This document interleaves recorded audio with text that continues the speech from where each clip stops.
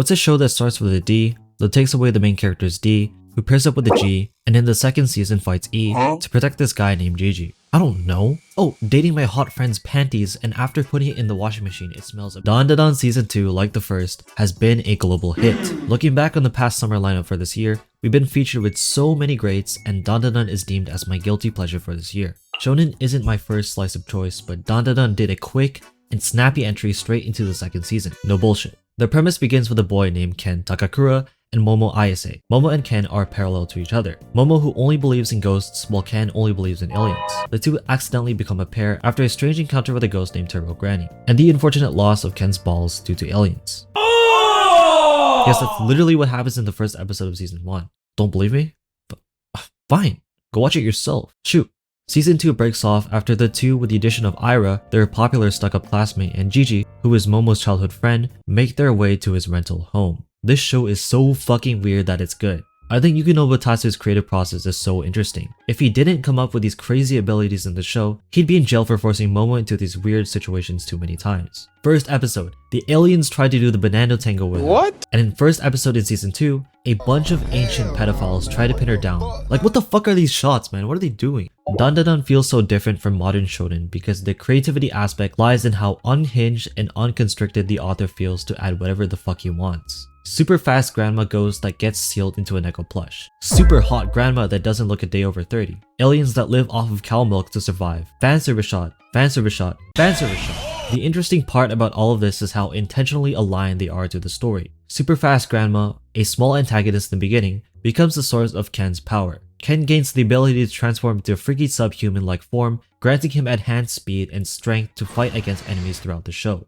The introduction of Evil Eye was really hype. Despite his persona being this half-naked, ugly-ass toddler, Evil Eye was chosen as a sacrifice by the Kido family, the same bloodline that harassed Momo in the bathhouse. The Kido family believed that a Gigantosaurus, Gigantometamorphous, a gigantic dormant worm that fed off of humans for centuries, would protect them from the nearby volcano. After Evil Eye became a spirit, it was a known tale that whenever he appeared in your household, your parents would commit suicide.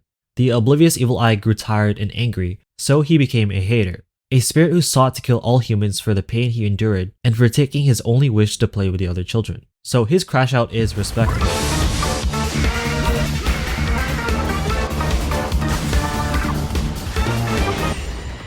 Gigi's fusion with Evil Eye is really cold. After the Kido family caused and were absorbed by an awakened earthworm, Evil Eye took a keen interest in Gigi. Kicking Momo across the wooden floor, Evil Eye was ready to smite Momo and everyone else in the area, until Ken pulls up and suppresses Evil Eye. From here onward, I'm just gonna call him Okarun. Okarun was very close to throwing in the towel. And when I say close, I'm saying close enough to touch heaven and never returning. Evil Eye was doing work on him. It was until, oh, you messed up, big pal. You hurt my bae. I'm gonna tear you to shreds. What's a chicken strip like that? One of the greatest things I find enjoyable in shows is romance done well when romance isn't the main focus. At least with Dandadan, they make it known. Momo made a promise with Okarun that she'll go save him once she gets help. After everything almost goes wrong on the surface, she returns to see Okarun and Turbo Granny beneath the magma.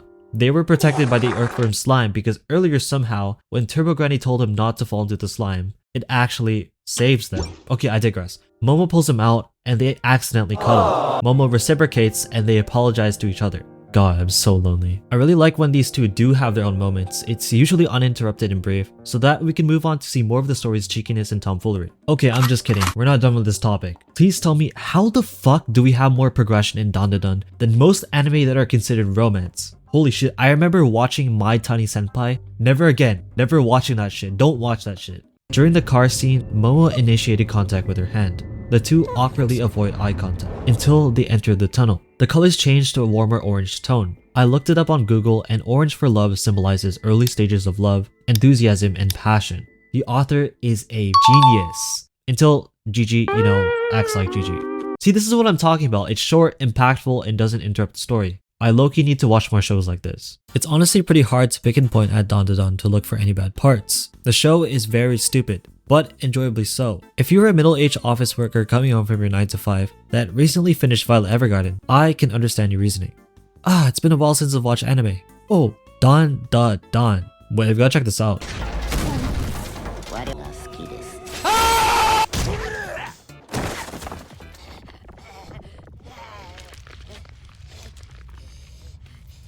Yeah, fuck this, I'm doing overtime.